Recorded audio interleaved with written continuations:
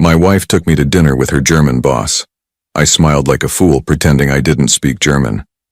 She caressed her stomach and told him, "Don't worry, the idiot is so happy about the pregnancy. He will raise your son thinking it's his."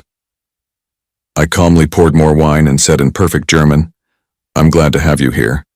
Follow this story until the end and comment the city you're watching from, so I can see how far my story has reached."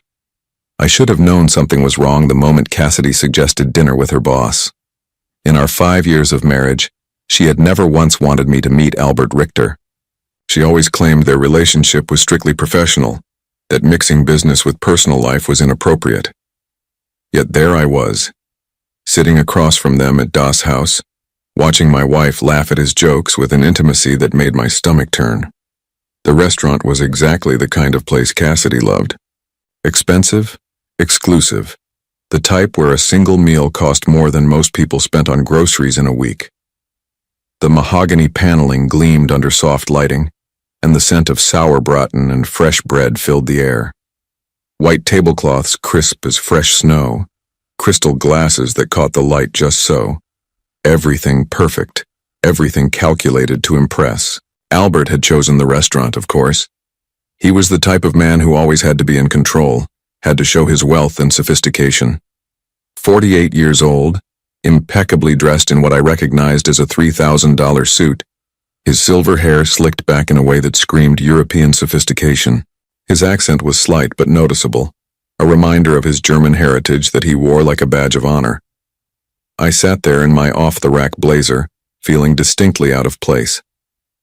At 43, I had done well for myself as an electrical engineer, pulling in $250,000 a year, but in this crowd I might as well have been a janitor.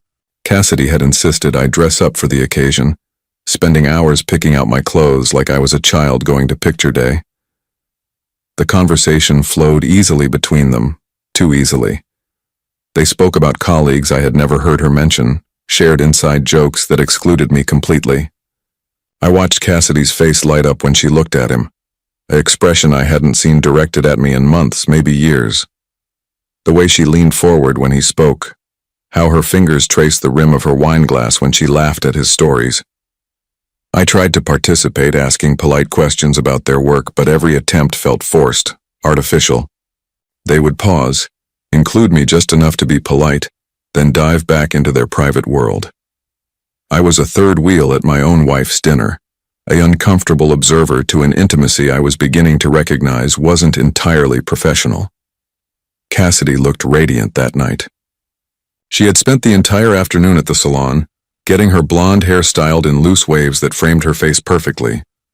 Her makeup was flawless, her dress a deep emerald that I had never seen before and probably cost more than my car payment. She was glowing in that way pregnant women are supposed to glow, her hand occasionally drifting to the small bump that was just beginning to show. The pregnancy had been a surprise, announced just 3 months earlier with tears of joy and promises of the perfect family we would build together. I remembered the moment she showed me the positive test, how my heart had soared with the possibility of becoming a father. At 43, I had given up on the idea of children, but suddenly there was this gift, this second chance at the family I had always wanted. Now, watching her across the table, something felt wrong. The timeline had always bothered me, though I had pushed the doubts aside. She had announced the pregnancy right after returning from a business trip to Munich, the same trip where she had worked closely with Albert on a major acquisition. When I asked about the dates, she had been vague, dismissive, telling me I worried too much about details. The waiter brought another bottle of wine, something German that Albert had selected with great ceremony. He poured for all of us, though Cassidy only pretended to sip hers, citing the pregnancy. I noticed Albert didn't seem disappointed by her abstinence. If anything, he seemed pleased, protective even. The way he looked at her when she mentioned the baby made something cold settle in my stomach. That was when they started speaking German. It began innocuously enough. Albert made a comment about the wine, something about the region it came from. Cassidy responded in what I assumed was agreement, her pronunciation smooth and confident. I had known she spoke some German from her college years, but I had never heard her speak it with such fluency, such comfort. I sat there, smiling like the fool they clearly thought I was, as their conversation shifted entirely into German. They didn't even attempt to include me, didn't pause to translate or explain. I was simply furniture at that point, a decoration that happened to be sharing their table. My grandmother had been German. She had come to America as a young woman but had never lost her language, her culture. She had insisted on teaching me German as a child, making me spend summers with her practicing until I was fluent.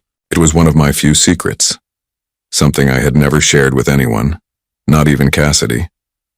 There had never been a reason to mention it, never been an opportunity where it mattered. Until tonight. I listened, my face maintaining the same polite, confused smile, as Albert told my wife how proud he was of her performance. Not her work performance, but her performance with me. How convincing she was. How well she played the role of the devoted wife. My hand tightened around my wine glass as Cassidy laughed, a sound like crystal breaking. She told him how easy it was, how I believed everything she said without question, how trusting I was, how naive. The word she used was tölpelhaft, foolish, clumsy, stupid. Albert leaned closer, his voice dropping to what he probably thought was a whisper. He asked about my reaction to the pregnancy news, whether I had suspected anything. Cassidy shook her head, her hand moving to caress her stomach in a gesture I had thought was maternal instinct but now recognized as something else entirely. Don't worry, she said in German, her voice filled with cruel amusement. The idiot is so happy about the pregnancy. He will raise your son thinking it's his. The world stopped. Everything around me seemed to freeze in that moment. The gentle clinking of glasses from other tables, the soft murmur of conversations, the warm glow of the candlelight, all of it faded into background noise as those words echoed in my mind. Your son. Not our son. Your son. I sat there, my face still wearing that same stupid, trusting smile, as my entire life collapsed around me. 5 years of marriage, reduced to a performance. 3 months of joy about becoming a father, revealed as the cruelest joke imaginable. Every tender moment, every shared dream, every promise of forever. Nothing but lies crafted by a woman who saw me as nothing more than a fool to be manipulated. Albert reached across the table and squeezed her hand, their fingers intertwining in a gesture so intimate it made me physically ill. He told her how much he loved her, how excited he was about their child, how perfectly everything was working out. They had been planning this for months, he said. The pregnancy, the timing, even this dinner was all part of their elaborate deception. I watched my wife, the mother of the child I had been preparing to love with every fiber of my being, nod and smile as her lover praised her for her ability to lie to my face. She was good at it, he said. A natural actress. She could make me believe anything. The waiter approached our table asking if we needed anything else. I looked up at him, my throat dry, my voice somehow steady despite the earthquake happening inside my chest. Actually, yes, I said, my words cutting through their German conversation like a blade through silk. I think we need to discuss something important. Albert and Cassidy both turned to look at me, their faces still relaxed and happy, not yet realizing that everything was about to change. I reached for the wine bottle, my movements deliberate and controlled. I poured myself a generous glass, the dark red liquid catching the candlelight like blood. Then I set the bottle down carefully, precisely, in the exact center of the table. I raised my glass slightly as if making a toast, and looked directly into Albert's surprised eyes. Prost, I said clearly, letting the German word hang in the air between us. To new beginnings and the end of illusions. The color drained from Cassidy's face so quickly I thought she might faint. Albert's mouth fell open, his confident smile crumbling into something approaching terror. The silence that followed my German toast was deafening. I could hear my own heartbeat, could hear the soft jazz playing from hidden speakers, could hear the gentle murmur of conversations from other tables where other couples were probably having normal, honest dinners, where other men weren't discovering that their entire lives had been elaborate lies. Cassidy's wine glass trembled in her hand. A few drops of the burgundy liquid spilled onto the crisp white tablecloth, spreading like a small blood stain. Her green eyes, the ones I had fallen in love with 6 years ago, darted between Albert and me like a trapped animal looking for an escape route that didn't exist. Albert recovered first, though barely. His face had gone from confident charm to something approaching panic in the space of a heartbeat. He straightened his tie, a nervous gesture that betrayed the composure he was desperately trying to maintain. "Neil," he said carefully, his accent thicker now, more pronounced. "I think perhaps there has been some misunderstanding." I set my wine glass down with deliberate precision, the same way I approached everything in my work as an engineer. Measured, calculated, every movement purposeful. "Oh, I don't think there's any misunderstanding at all, Albert," I replied in English, keeping my voice conversational, almost friendly. "I understood perfectly, every word." Cassidy finally found her voice, though it came out as barely more than a whisper. "Neil, baby, you don't speak German. You're confused. Albert was just telling me about his family, about his mother who lives in Munich." The lie came so easily to her lips. Even now, caught red-handed, she was still trying to manipulate me, still believing she could talk her way out of this. The woman who had shared my bed for 5 years, who had cried in my arms about her difficult childhood, who had made me believe I was the love of her life, was looking directly into my eyes and lying without a moment's hesitation. "Your German is quite good, Cassidy," I said, still maintaining that conversational tone that was driving them both toward panic. "Much better than you ever let on. Especially that part about me being an idiot who would raise another man's son thinking it was mine. Your pronunciation of Tölpelhaft was particularly impressive." She went completely white. Not pale, not flushed, but truly white, as if every drop of blood had drained from her body. Her hand, the one that had been caressing her belly just moments before in what I now knew was a mockery of maternal love, began to shake violently. Albert leaned forward, his voice urgent now, all pretense of casual dinner conversation abandoned. "Neil, listen to me. This is not what you think. Cassidy and I, we work together, yes, but tonight, this was just business discussion." I almost laughed. Almost. The absurdity of it was overwhelming. Here was a man who had just heard his lover discuss their plan to trick me into raising his child, and he was still trying to convince me it was business. "Business," I repeated slowly, as if tasting the word. "Is that what you call it when you tell the mother of your child how proud you are of her performance? When you discuss how excited you are about your son? When you plan how to deceive her husband?" The words hung in the air like an accusation, like a judgment. Around us, the restaurant continued its elegant dance. Waiters glided between tables. Other diners laughed and clinked glasses. The world moved on as if mine hadn't just shattered into a million irreparable pieces. I thought about the past 3 months, every moment since Cassidy had announced the pregnancy. How happy I had been, how I had started planning nurseries and college funds and father-son fishing trips, how I'd called my parents, barely able to contain my joy as I told them they were going to be grandparents, how I had started reading books about fatherhood, about being the kind of dad I had always wanted to be. All of it based on a lie. All of it a cruel joke shared between two people who saw me as nothing more than a convenient fool. Cassidy reached across the table, her fingers trying to find mine. I pulled my hand away before she could touch me, the gesture sharp enough that she flinched.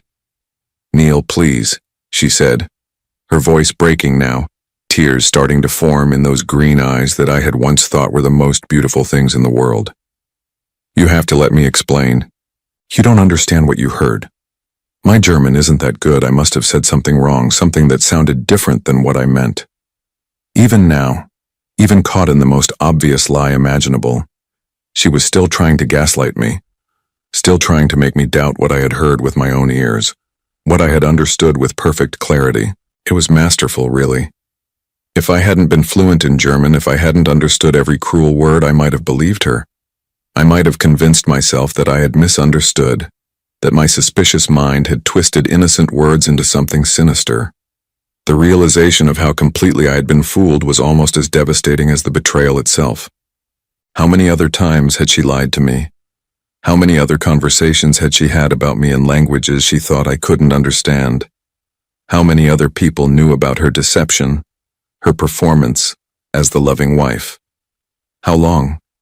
I asked, my voice barely above a whisper. Albert and Cassidy exchanged a look, a moment of silent communication that told me everything I needed to know. This wasn't new. This wasn't a recent mistake or a momentary weakness. This was established, comfortable, routine. How long? I repeated, louder this time.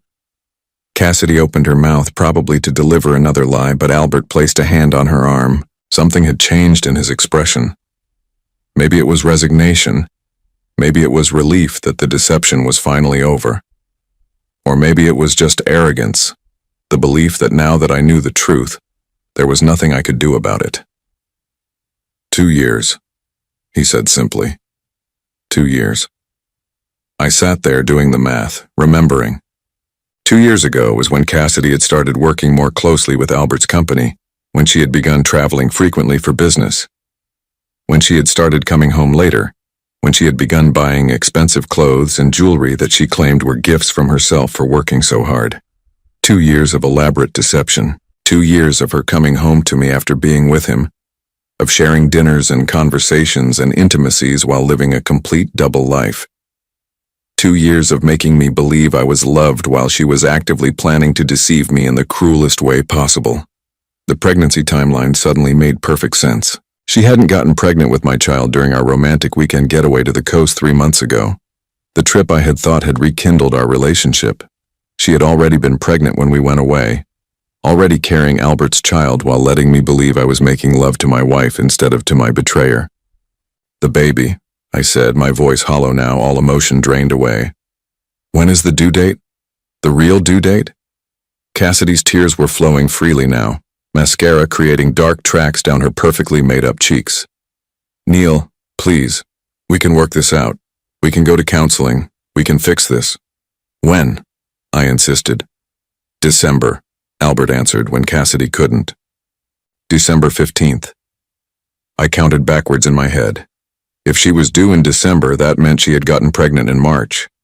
But she hadn't told me about the pregnancy until June, claiming she was just 6 weeks along. Another lie. Another calculated deception designed to make me believe the child was mine. The waiter appeared at our table again, his professional smile faltering as he took in the scene. Cassidy crying, Albert looking grim and defensive, me sitting perfectly still like a man in shock. Is everything all right here? He asked carefully. Actually, I said, standing up slowly, my legs surprisingly steady despite the fact that my entire world had just collapsed. I think I need some air. Albert, I believe you'll be taking care of the check tonight. It seems like the least you can do. I reached for my wallet, but Albert waved me off. Neil, wait, we need to talk about this. We need to figure out how to handle this situation. Handle this situation.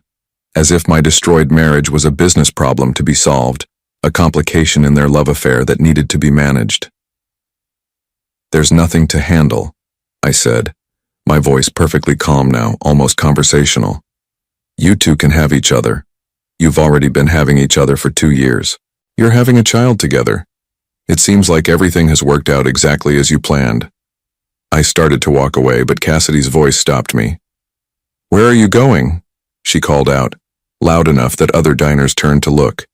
Neil, you can't just leave. We live together. We're married. We have to work this out. I turned back to look at her. This woman who had shared my bed and my dreams and my hopes for the future, while systematically destroying everything real between us. She looked desperate now, frightened, as if she was only just beginning to understand that her carefully constructed world was about to fall apart. No, Cassidy, I said quietly. We don't have to work anything out. You made your choice 2 years ago. You made it again 3 months ago when you decided to try to trick me into believing your lover's child was mine. And you made it tonight when you sat here laughing about how easy it was to fool me. The restaurant around us had grown quieter, other patrons clearly aware that they were witnessing something dramatic but trying to pretend otherwise. I didn't care. Let them watch. Let them see what happened when a man's life fell apart over German wine and sauerbraten. You want to know the funny thing? I said, looking between the two of them. I actually loved you, both of you in different ways. I loved you, Cassidy, with everything I had. And I respected you, Albert, as a colleague and a businessman. I thought you were both better than this. I pulled out my phone and set it carefully on the table in front of them. "I've been recording our conversation since you started speaking German," I lied smoothly, watching their faces crumble with the implication. Amazing what technology can do these days. Translation software, voice recognition. A man doesn't even need to speak German to understand what's being said about him. Of course, I hadn't been recording anything, but they didn't know that. And the fear in their eyes told me everything I needed to know about how much they had to lose if the truth came out. "I'll be gone when you get home," I told Cassidy as I picked up my phone. "Don't try to contact me. Don't try to explain. Don't try to fix this. Some things can't be fixed. I walked away from the table, away from my wife and her lover and their child and their elaborate deception, feeling strangely lighter with each step. Behind me, I could hear Cassidy calling my name, her voice high and desperate. But I didn't turn around. I drove around the city for 2 hours after leaving the restaurant, my hands gripping the steering wheel so tightly my knuckles had gone white. I wasn't ready to go home yet, wasn't ready to face the physical reminders of a marriage that had been nothing but an elaborate performance.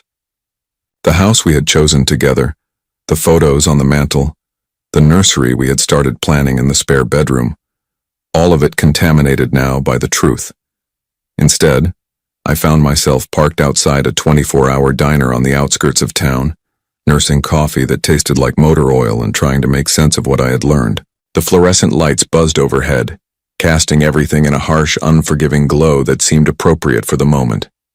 This wasn't the kind of revelation that deserved soft candlelight and wine glasses.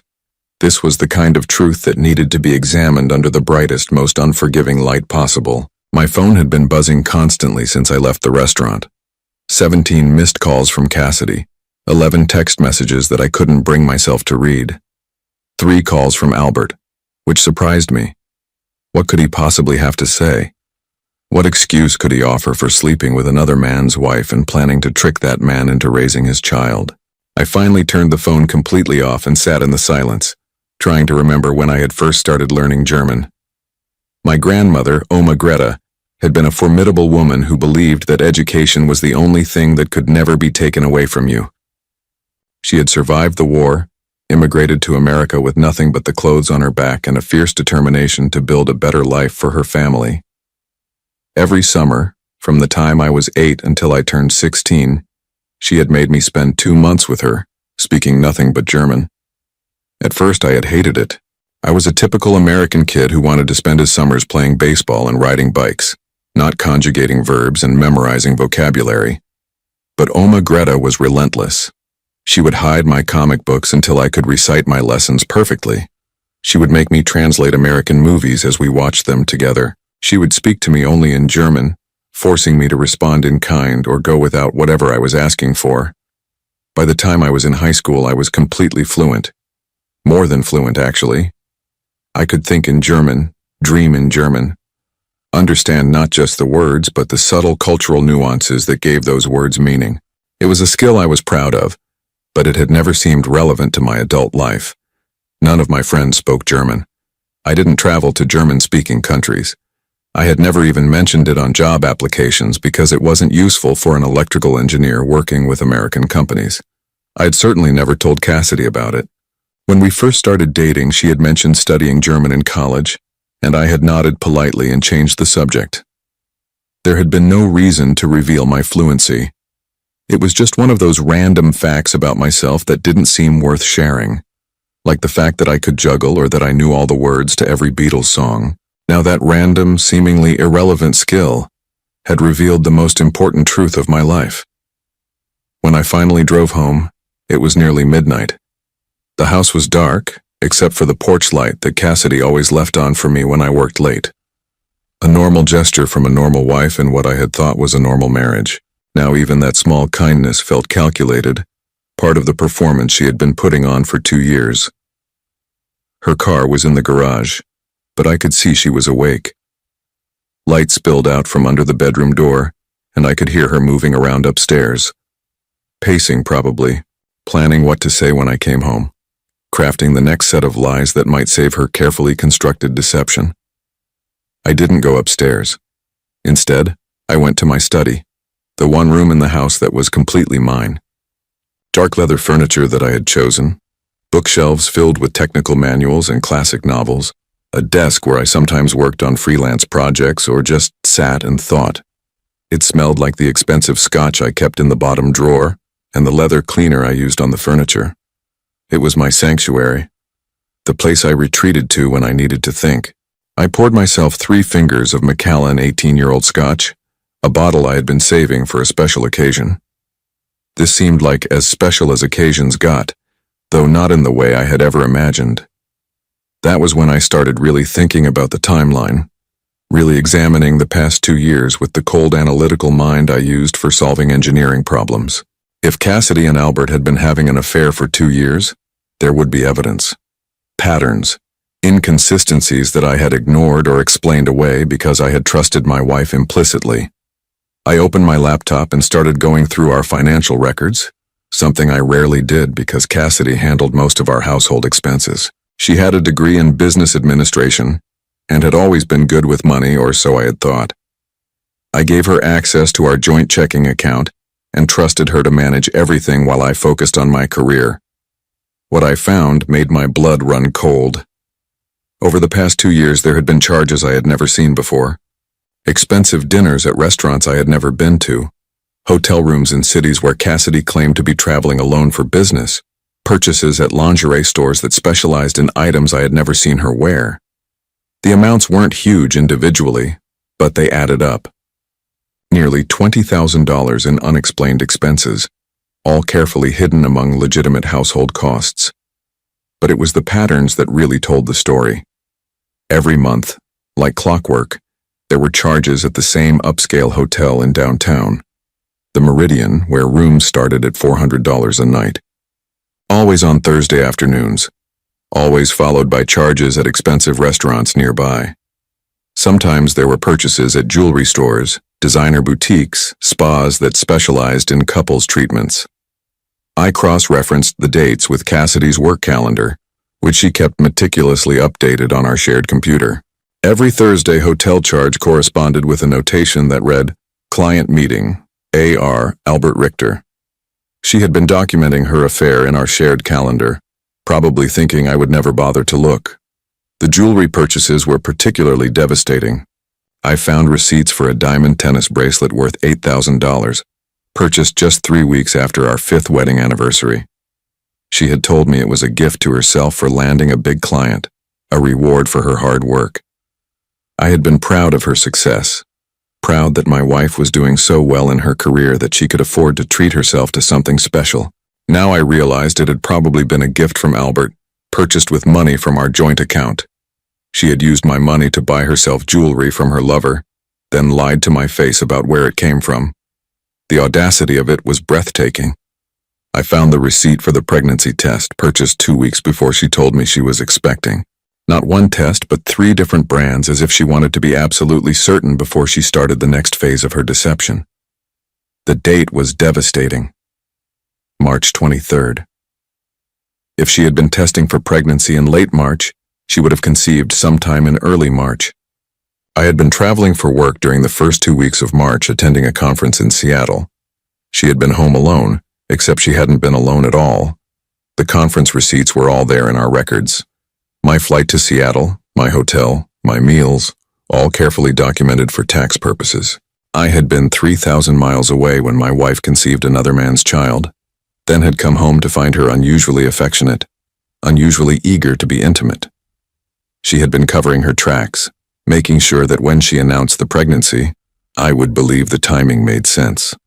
I pulled out a calculator and started doing the math more precisely. If she was due December 15th, as Albert had said, and if a pregnancy lasted an average of 40 weeks from the last menstrual period, she would have conceived around March 20th, right in the middle of my Seattle trip. Right when I couldn't possibly have been the father. The evidence was overwhelming, undeniable, mathematical. Not only had my wife been cheating on me for 2 years, not only was she carrying another man's child, but she had planned the entire deception with scientific precision. She had calculated dates, manipulated timelines, and created an elaborate fiction designed to make me believe I was going to be a father. I heard footsteps on the stairs, soft and hesitant. Cassidy, finally working up the courage to face me.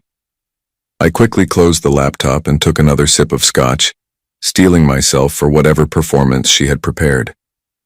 She appeared in the doorway wearing one of my old college t-shirts and pajama pants, her makeup scrubbed off, her hair pulled back in a messy ponytail. She looked young and vulnerable and scared, exactly the way she had looked on our first morning together 6 years ago. It was masterful acting, really. If I didn't know what I knew, if I hadn't heard her laughing about my stupidity just hours earlier, I might have felt sorry for her. "Neil," her voice was small, uncertain. "Can we talk?" I gestured to the chair across from my desk, the one where she used to sit when we planned our finances together or discussed our future. Now it felt like an interrogation chair, a place where suspects came to confess their crimes. She sat down carefully, her hands folded in her lap, her eyes red from crying. Real tears or another part of the performance? At this point, I wasn't sure I could tell the difference. "I know you're angry," she began, her voice barely above a whisper. "I know you think you heard something that sounded terrible, but Neil, you have to believe me. You misunderstood. My German isn't good enough to say what you think you heard." Even now, even after everything, she was sticking to the lie. Not just sticking to it, but doubling down, trying to convince me that my own ears had betrayed me, that my perfect understanding of a language I had spoken fluently for 30 years was somehow flawed. "Tell me about the meridian," I said calmly. The color drained from her face instantly. She opened her mouth, closed it, opened it again. No words came out. "Tell me about the $8,000 bracelet you bought yourself 3 weeks after our anniversary," I continued. "Tell me about the pregnancy test you bought on March 23rd, 2 weeks before you told me you were expecting. Tell me about Albert Richter and why you've been meeting him at expensive hotels every Thursday for the past 18 months. She was shaking now, her hands trembling visibly as the weight of being truly caught settled over her. Not caught in a moment of weakness, not caught in a single lie, but caught in an elaborate, systematic deception that had been going on for 2 years. "How long have you known?" she whispered finally. "I've known about tonight since tonight," I said truthfully, "but I've been learning about the rest of it for the past 3 hours. Amazing what financial records can tell you when you actually bother to look at them." She buried her face in her hands, her shoulders shaking with sobs that seemed genuine. But then, all of her emotions had seemed genuine until a few hours ago. I had lost the ability to distinguish between truth and performance where Cassidy was concerned. "Neil, please," she said through her tears. "Let me explain. It's not what you think. It's complicated." "No," I said quietly, finishing my scotch and setting the glass down with finality. "Actually, it's very simple. You've been having an affair for 2 years. You're pregnant with your lover's child. You were planning to trick me into raising that child as my own. There's nothing complicated about it." I stood up, suddenly exhausted by the effort of maintaining my calm facade. "I'll be staying in a hotel tonight. Tomorrow I'll be calling a lawyer. I suggest you do the same." As I walked toward the door, she called after me one last time. "What about us? What about our marriage? What about the baby?" I turned back to look at her, this woman who had shared my bed and my dreams and my hopes for the future, while systematically destroying everything real between us. "There is no us," I said simply. "There never was. And it's not my baby." Then I walked out of my study, out of my house, and out of the life I had thought was mine but had never really existed at all. The hotel room smelled like industrial-strength carpet cleaner and the ghosts of 1,000 business travelers. I sat on the edge of the bed at 2 in the morning, staring at my phone and waiting for morning so I could start making the calls that would dismantle my life with the same precision Cassidy had used to destroy it. Sleep was impossible. Every time I closed my eyes, I saw Cassidy's face at dinner, radiant and cruel as she told Albert how easy it was to fool me. I heard her voice describing me as an idiot who would raise another man's son without question. I felt that moment of realization over and over again, that sickening drop in my stomach as everything I thought I knew crumbled into dust. The financial records were spread across the hotel desk like evidence in a crime scene, which I supposed they were. I had printed everything out before leaving the house, wanting physical proof of the systematic theft and deception. $20,000 over 2 years might not sound like much to some people, but it wasn't really about the money. It was about the elaborate planning, the casual cruelty of using my own resources to fund her betrayal. But as devastating as the financial evidence was, it paled in comparison to what I had discovered in Cassidy's email account. She had never been particularly careful about computer security, and we had shared passwords for most of our accounts for years. It was one of those married couple conveniences that had seemed sweet and trusting at the time. Now it gave me access to a digital record of her double life that was more damning than anything I could have imagined. The emails with Albert went back 26 months, starting innocuously enough with work-related discussions, but quickly evolving into something much more intimate. I read them in chronological order, watching in real time as a professional relationship became flirtation, then seduction, then a full-blown affair complete with detailed plans for their secret meetings. Albert, it turned out, was married. Not just married, but married to a woman named Helena whose family owned a chain of luxury hotels across Europe. Helena Richter wasn't just wealthy. She was generationally wealthy, the kind of money that came with social expectations and public scrutiny. Albert couldn't afford a messy divorce, couldn't risk his wife discovering his affairs. So he had made Cassidy his kept woman, setting her up with an allowance and expensive gifts while maintaining the facade of his respectable marriage. The pregnancy had been planned. Not just planned, but strategically timed to coincide with what Albert called the Seattle opportunity. They had known about my conference weeks in advance, had used my travel schedule to ensure that the conception would happen while I was conveniently 3,000 miles away. In one particularly nauseating email, Cassidy had joked about how excited I had been when she told me she was ovulating right when I got back from my trip. They had been laughing at me, not just deceiving me, but actively mocking my trust, my joy, my excitement about becoming a father. In their emails, I was referred to as the husband, as if I were just a role to be managed rather than a human being with feelings and rights, and a heart that could be broken. The most devastating email was from just 2 weeks ago. Albert had written to Cassidy about his long-term plans, about how they would handle the situation after the baby was born. He wanted her to wait until the child was at least 2 years old before initiating divorce proceedings, long enough for me to be firmly attached to the child, long enough for the courts to view me as the father regardless of biological reality. Then she would leave me, taking half of everything I had built while he quietly supported her from the shadows. It was a 10-year plan.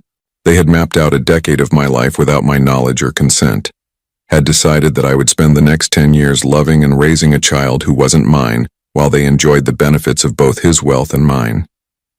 After the divorce, I would still be responsible for child support for a child I had never actually fathered, while they lived openly together with my money funding their lifestyle. The casual cruelty of it took my breath away. These weren't crimes of passion or moments of weakness. This was a calculated, long-term conspiracy designed to extract maximum benefit from my trust and my love, while giving nothing real in return. But perhaps the worst part was reading about their assessment of my character, their analysis of why their plan would work. Albert had written extensively about my pathological need to be needed, my desperate desire for family, my emotional dependence on female approval. He had psychoanalyzed me like a specimen, identifying my vulnerabilities with clinical precision and explaining to Cassidy exactly how to exploit them. He wasn't wrong. I had always been the kind of man who found his identity in taking care of others, in being useful, in being loved. My parents had divorced when I was 12, and I had spent my teenage years desperately trying to keep everyone happy, trying to be the perfect son who might somehow hold the family together through sheer force of goodness. It hadn't worked, but the pattern had stuck. I found women who needed me, who let me feel important and valued in exchange for my time, my money, my emotional labor. Cassidy had understood this about me from the beginning. In one email, she described our early relationship with devastating accuracy, explaining how she had let me believe I was rescuing her from a difficult life, how she had played up her vulnerabilities to make me feel strong and protective. Every intimate moment we had shared, every time she had cried in my arms about her difficult childhood, or her struggles with self-confidence, had been a calculated performance designed to bind me more tightly to her. I had fallen in love with a fiction. Worse, I had fallen in love with a fiction that was specifically designed to exploit my deepest emotional needs while serving her financial interests. The hotel room felt like a tomb as I sat there surrounded by the evidence of my own gullibility. But mixed with the pain and humiliation was something else, something cold and focused that I barely recognized as part of myself. It was rage, yes, but rage transformed into something more useful, something like determination. They had made one crucial mistake in their elaborate plan. They had underestimated me. Albert's emails revealed a great deal more than just his relationship with Cassidy. He was apparently a serial adulterer, with at least 2 other women receiving similar allowances and gifts over the past 5 years. He had a pattern, a system for managing multiple affairs while keeping his wife ignorant and his reputation intact. But patterns could be exposed and systems could be disrupted. More importantly, his emails contained detailed information about his business dealings, including several ventures that existed in legal gray areas, import duties that were being avoided through creative paperwork, tax shelters that pushed the boundaries of legality, partnerships with companies that existed only on paper. Albert was the kind of businessman who believed rules were for other people, and his correspondence with Cassidy included enough incriminating details to cause serious problems for him if they fell into the wrong hands. I spent the rest of the night making notes, creating a timeline, organizing evidence. Not just evidence of the affair, but evidence of everything. Financial irregularities, tax issues, immigration problems related to Albert's frequent travel between countries. By morning, I had assembled a comprehensive dossier that would make Albert's life very complicated if it became public. But I wasn't interested in public exposure. Public exposure was messy, unpredictable, potentially damaging to me as well as to them. I was interested in something much more precise, much more satisfying. When the sun finally came up, I called my lawyer first, then my accountant, then my bank. By 10 in the morning, I had frozen our joint accounts, initiated proceedings to protect my individual assets, and begun the process of documenting every shared expense from the past 2 years. I was treating this like the business transaction it had always been, approaching it with the same methodical precision I brought to engineering problems. The divorce would be swift and brutal. Cassidy would discover that the man she had dismissed as an easily manipulated fool was actually quite capable of protecting his interests when necessary. She would get nothing beyond what the law absolutely required, and given the evidence of her financial deception, even that would be minimal. But Albert was a different matter entirely. Albert required a more sophisticated approach. I made one more phone call that morning to a private investigator I had worked with years earlier on a patent dispute case, someone who specialized in corporate investigations, who understood how to gather information without leaving fingerprints, who knew how to turn evidence into leverage. "I need you to look into someone," I told him. "Someone who has been very careless about keeping secrets." By noon, the machinery of my revenge was in motion. Quiet, legal, devastating revenge that would unfold over weeks and months rather than moments. The kind of revenge that would teach both of them that some people should not be underestimated, some trust should not be betrayed, and some hearts should not be broken for sport. I checked out of the hotel and drove back to my house to collect some clothes and personal items. Cassidy was gone, probably at work, probably trying to maintain the fiction that everything was normal while her world prepared to collapse around her. But there was a note on my desk, written in her careful handwriting on expensive stationery that I had probably paid for without realizing it. "Neil, I know you won't believe me, but I do love you. I never meant for things to go this far. Please call me. We can fix this if you'll just give me a chance to explain. The baby could still be yours. The timing isn't as clear as you think it is. Please don't throw away our marriage over a misunderstanding. I'm begging you. Cassidy." I read the note twice, marveling at her ability to lie even when she had nothing left to lose. The baby could still be mine. Even now, even after I had heard her call it Albert's son in perfect German, she was still trying to plant seeds of doubt. I folded the note carefully and put it in my jacket pocket, not because I believed a word of it, but because it was evidence of her continued attempts to manipulate me even after being caught. My lawyer would find it useful. Then I walked through the house one last time, looking at the life I had thought was mine. The kitchen where we had cooked dinner together, the living room where we had watched movies and made plans for the future, the bedroom where we had made love and talked about our dreams. All of it contaminated now by the knowledge of what it had really been. But I wasn't sad anymore. I wasn't even angry. I was something much more dangerous than angry. I was motivated. 3 weeks had passed since that devastating dinner at Das house, and my carefully orchestrated plan was finally ready to unfold. I had learned patience from my grandmother, who used to say that revenge served cold was twice as satisfying as revenge served hot. She had been talking about a neighbor who had stolen from her garden, but the principle applied perfectly to my current situation. The private investigator I had hired, Marcus Chen, was worth every penny of the $15,000 I had paid him. He was a former federal agent who specialized in corporate investigations, and he had provided me with enough evidence to destroy both Albert and Cassidy in ways they couldn't possibly have anticipated. Albert's business empire, it turned out, was built on a foundation of creative accounting and legal gray areas that wouldn't survive close scrutiny. More importantly, his wife Helena wasn't just wealthy in her own right. She was also famously vindictive when it came to her husband's infidelities. According to Marcus's research, she had discovered Albert's previous affairs and had quietly made each of his mistresses disappear from his life through a combination of financial pressure and social ostracism. Helena Richter didn't just have money. She had the kind of old European money that came with connections to banks, government officials, and media outlets. She could make people's lives very difficult without ever having to get her hands dirty. Albert knew this, which was why he had been so careful to keep his relationship with Cassidy hidden from her. But secrets have a way of coming to light when the right person decides to illuminate them. I was sitting in my new apartment, a sleek downtown loft that cost $3,000 more per month than my suburban house but felt infinitely more honest, when my phone rang. The caller ID showed Cassidy's number, the first time she had tried to contact me in over a week. I almost didn't answer. We were well into divorce proceedings and my lawyer had advised me to let all communication go through him. But curiosity got the better of me. I wanted to know what new lie she might have crafted, what new manipulation she might attempt. Neil? Her voice was small, frightened, completely different from the confident woman who had laughed about my stupidity 3 weeks earlier. Please don't hang up. I need to talk to you. About what? My voice was flat, emotionless. I had learned to speak to her the way I might speak to a stranger asking for directions with polite indifference. About Albert. About what's happening. Neil, I think I made a terrible mistake.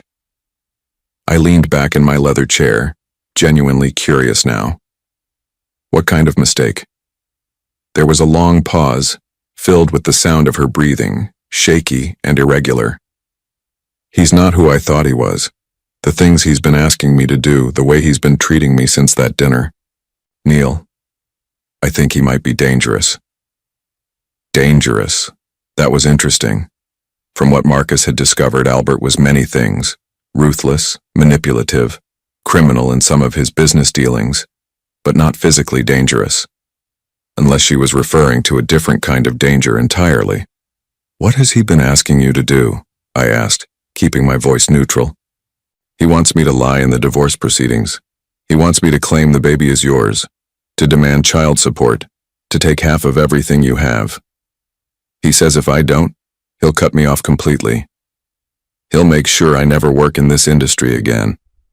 So Albert was pressuring her to continue the deception even after I had discovered the truth. That was exactly what I had expected him to do and exactly what I had been counting on. And you're calling me because I can't do it anymore, Neil. Because I'm scared of what will happen if I keep lying.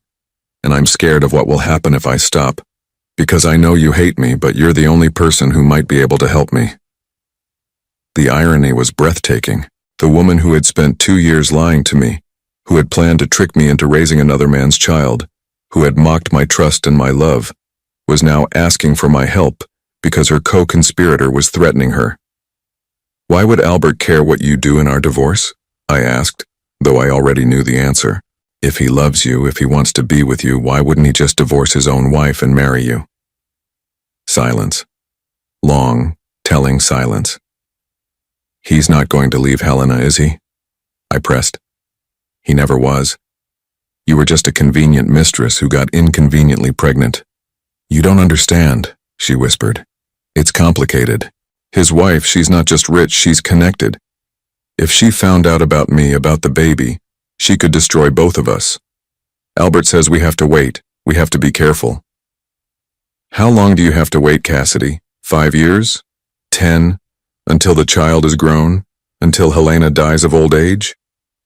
She started crying then, soft sobs that might have moved me once upon a time. Now they just sounded like the complaints of someone who had discovered that actions have consequences. I know I don't deserve your help, she said through her tears. I know what I did to you was unforgivable. But Neil, I'm pregnant and alone and scared. And I don't know what else to do. Pregnant and alone and scared. The perfect victim narrative designed to appeal to my protective instincts, my need to help people in trouble. A year ago, it would have worked. A year ago, I would have dropped everything to rescue her, regardless of what she had done to me.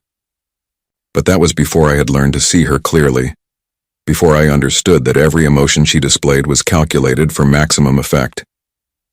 You're not alone, I said calmly. You have Albert, the father of your child, your lover of 2 years, your business partner in deception. Why don't you ask him for help? Because he doesn't care about me. The mask slipped for just a moment, revealing the panic underneath. He never cared about me. I was just useful to him, just someone he could control. And now that things have gotten complicated, now that you know the truth, he just wants to manage the situation. He wants to manage me. Welcome to the club, I thought, but didn't say. Albert had been managing her for 2 years, just like she had been managing me. The difference was that I had loved her, while Albert had simply used her. What exactly do you want from me, Cassidy? I want to tell the truth in the divorce. I want to admit that the baby isn't yours, that I've been lying about everything. I want to stop taking your money, stop demanding things I'm not entitled to. But Albert says if I do that, he'll ruin me. He'll make sure I can't find work anywhere. He'll tell everyone I'm unstable, unreliable. He has connections, Neil. He can destroy my reputation with a phone call. So she wanted to confess, but only because continuing the lie had become more dangerous than telling the truth. Not because she felt guilty, not because she wanted to do the right thing, but because Albert was no longer protecting her, and she needed a new protector. And you think I should protect you from the consequences of your own choices? I think you should want the truth to come out, she said, her voice gaining strength as she found her angle. I think you should want everyone to know that you're not the father, that you're not responsible for this child. I think you should want your freedom. She wasn't wrong. I did want my freedom and I did want the truth to come out. But not because she was offering it to me as a gift. The truth was going to come out regardless in ways that would be far more devastating than anything she could achieve by simply confessing in divorce court. I'll think about it, I lied smoothly. But Cassidy, you need to understand something. Whatever protection you think I might offer you, whatever help you think I might provide, you gave up the right to that 2 years ago when you started lying to me. You certainly gave it up 3 weeks ago when you sat in that restaurant laughing about how easy it was to fool me. Neil, please? I'll be in touch, I said, and hung up before she could say anything else. I sat in the silence of my new apartment, looking out at the city lights, feeling something that might have been satisfaction if it hadn't been so cold. Cassidy was finally beginning to understand the position she had put herself in. Albert was showing his true colors, revealing that she had never been anything more to him than a useful tool. And tomorrow, the final phase of my plan would begin. I had sent Helena Richter a carefully crafted email 3 days earlier, using an anonymous account and including just enough information to pique her curiosity without revealing my identity. Details about Albert's Thursday afternoon hotel visits, copies of credit card receipts for jewelry purchases that had never appeared in her jewelry box, photographs that Marcus had taken of Albert and Cassidy together at restaurants around the city. Nothing that could be traced back to me. Nothing that violated any laws, just information that a concerned citizen thought she should have about her husband's activities. Helena had responded within hours, hiring her own investigators to verify the information I had provided. By now, she would have confirmation that her husband was not only having an affair, but that he had gotten his mistress pregnant and was planning to use another man's money to support their child. According to Marcus's research into her previous responses to Albert's infidelities, Helena didn't get mad. She got thorough. She would dismantle Albert's life piece by piece, methodically and legally, using her resources and connections to ensure that he lost everything that mattered to him.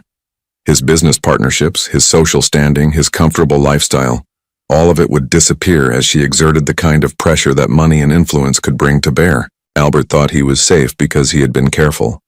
He thought his wealth and his charm and his carefully cultivated reputation would protect him. He had never imagined that his discarded victims might be intelligent enough, patient enough, or motivated enough to destroy him using his own weapons against him. Tomorrow morning, Helena's lawyers would serve Albert with divorce papers and a restraining order. His business accounts would be frozen pending investigation into potential financial irregularities that an anonymous tip had brought to the attention of the appropriate authorities. His carefully constructed world would begin to collapse, and he would be too busy trying to save himself to worry about managing Cassidy or pressuring her to continue lying. And Cassidy herself would discover that being the pregnant mistress of a powerful man was a very different thing than being the pregnant mistress of a man whose power had just evaporated overnight. I poured myself a glass of wine, a bottle I had chosen myself from a wine shop I had discovered in my new neighborhood, and raised it in a toast to my grandmother's memory.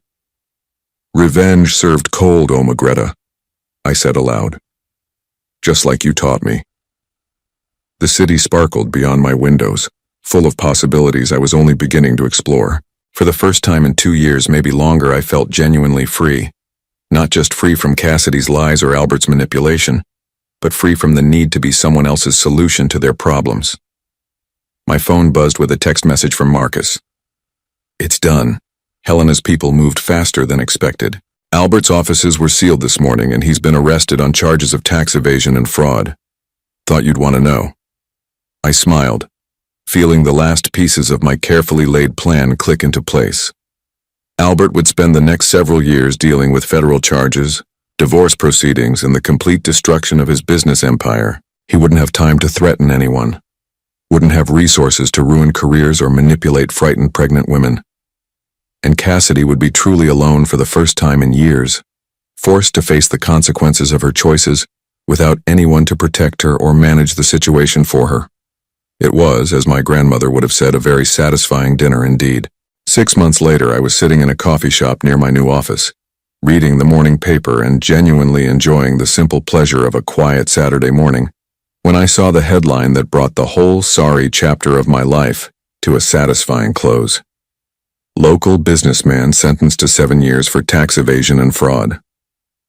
The article was brief but thorough.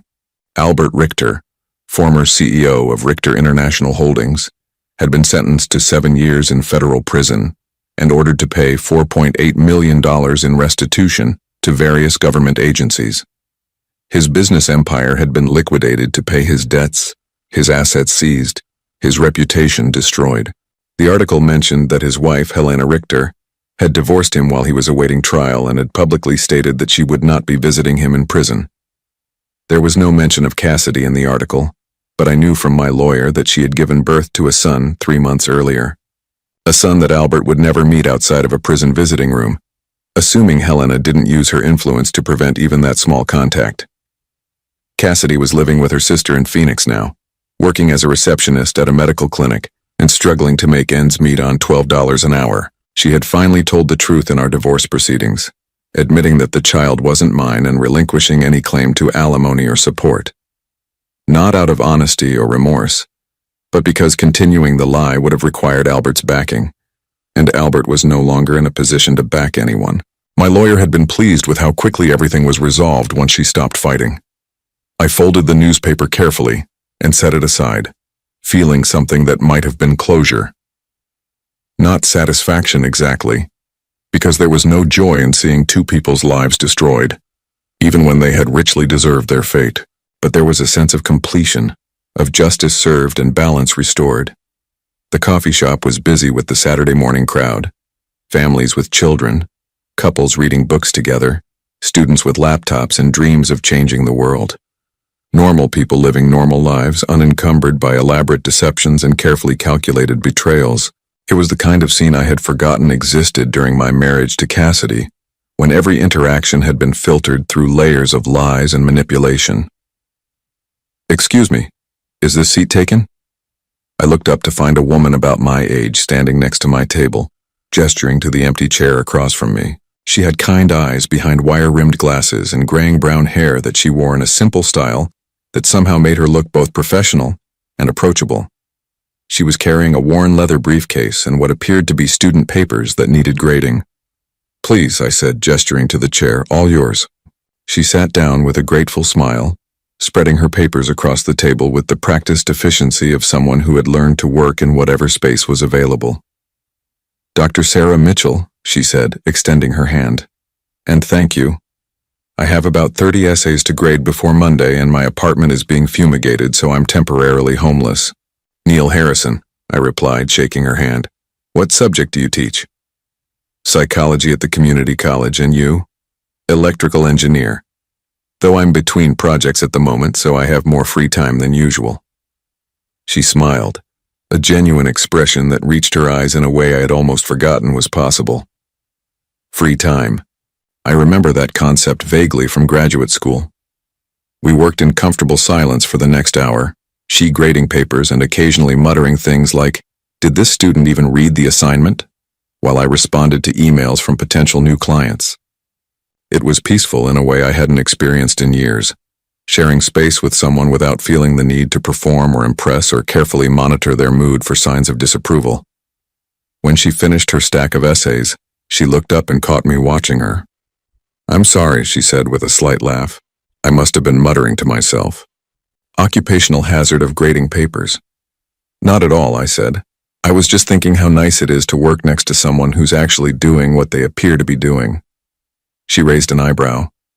"That's an oddly specific thing to appreciate." I found myself telling her about Cassidy, though not in detail and not with bitterness, just the basic facts. A marriage that ended when I discovered my wife had been living a double life. A divorce that was finalized 3 months earlier. The ongoing process of rebuilding my life from scratch. I surprised myself by how easy it was to talk to her, how little emotional charge the story carried when I told it to someone who hadn't been part of it. "I'm sorry," she said when I finished. "That must have been incredibly difficult." "It was," I admitted. "But it was also liberating, in a strange way. I spent 2 years thinking I was losing my mind because nothing my wife said ever quite made sense. Nothing she did ever quite added up. Discovering that I wasn't crazy, that she really was lying about everything, was almost a relief." Sarah nodded thoughtfully. "I see that sometimes in my students. They come in convinced they're stupid because they can't understand their relationships, can't figure out why nothing their partner does makes sense. Usually it turns out they're not stupid at all. They're just dating someone who lies constantly." "Is that a common phenomenon?" "More common than you'd think," she said. "People who lie pathologically are often very good at making their victims feel like the problem is their own perception rather than the liar's dishonesty. It's a form of psychological manipulation called gaslighting." I thought about that for a moment, remembering how many times Cassidy had made me feel like I was being paranoid or suspicious when I questioned inconsistencies in her stories. "How do people recover from that?" I asked. "Slowly," she said with a smile. "And usually with the help of people who tell them the truth even when it's uncomfortable. People who don't have an agenda beyond basic human kindness." We talked for another hour about psychology, about engineering, about the books we were reading and the places we wanted to travel. She was divorced as well, had been for 3 years after discovering that her ex-husband had been embezzling money from the nonprofit organization where he worked. She understood betrayal. Understood the long process of learning to trust your own judgment again after someone you loved had systematically undermined it. When she finally packed up her papers, I found myself reluctant to let her go. "Would you be interested in having dinner sometime?" I asked, surprised by my own boldness. "Somewhere with honest food and honest conversation?" She smiled. that same genuine expression that had caught my attention earlier. I'd like that very much, as long as you promise not to speak any foreign languages I don't understand. I laughed, a real laugh that came from somewhere deep and unguarded. I promise, English only, and the complete truth, even when it's boring. Especially when it's boring, she said. Boring truth is underrated. We exchanged phone numbers and I watched her walk away feeling something I hadn't felt in years. Anticipation for the future. Not the desperate hope that someone would love me enough to make my life meaningful, but genuine curiosity about what might develop between two people who had both learned the value of honesty the hard way. That evening I called my parents for our weekly check-in, something I had started doing after the divorce as a way of reconnecting with family relationships that weren't based on deception. You sound different, my mother said near the end of our conversation. Happier, maybe? I think I am, I said, looking around my apartment with its clean lines and honest furniture. Its books chosen because I wanted to read them, rather than because they would impress visitors. I think I'm finally learning who I am when I'm not trying to be what someone else needs me to be. That's a good thing to learn, she said, even if it took longer than it should have. After we hung up, I poured myself a glass of wine and stood on my balcony looking out at the city. Somewhere out there, Cassidy was probably trying to put her son to sleep in a small apartment, struggling with the reality of single motherhood and a minimum wage job. Somewhere else, Albert was learning to navigate prison politics and counting the years until his release. Their elaborate deception had collapsed under its own weight, leaving them both worse off than if they had simply been honest from the beginning.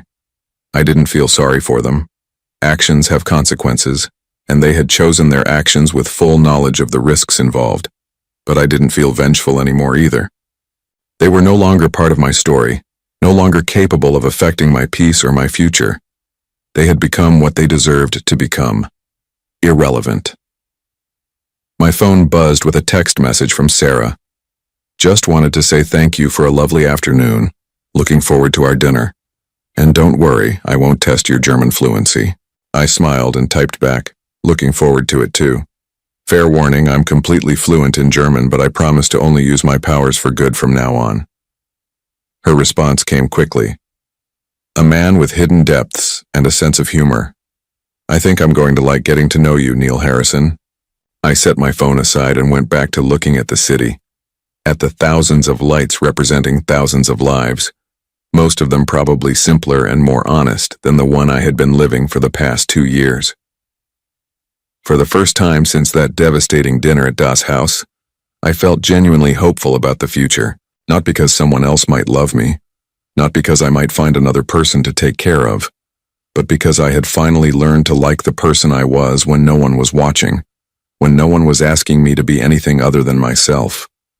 Tomorrow, I would call Sarah and plan our dinner. I would continue building my new business, cultivating relationships based on mutual respect rather than emotional manipulation. I would keep learning who Neil Harrison was when he wasn't trying to save anyone, when he wasn't desperately seeking approval from people who had no intention of giving it honestly. The German word for this feeling, I realized, was Befreiung, liberation, freedom from bondage, freedom from deception, freedom from the exhausting work of being someone else's solution to their problems. My grandmother would have been proud. I had learned her language, and through it, I had learned the most important lesson of all, that sometimes the greatest gift betrayal can give you is the opportunity to discover who you really are when you stop trying to be who someone else needs you to be.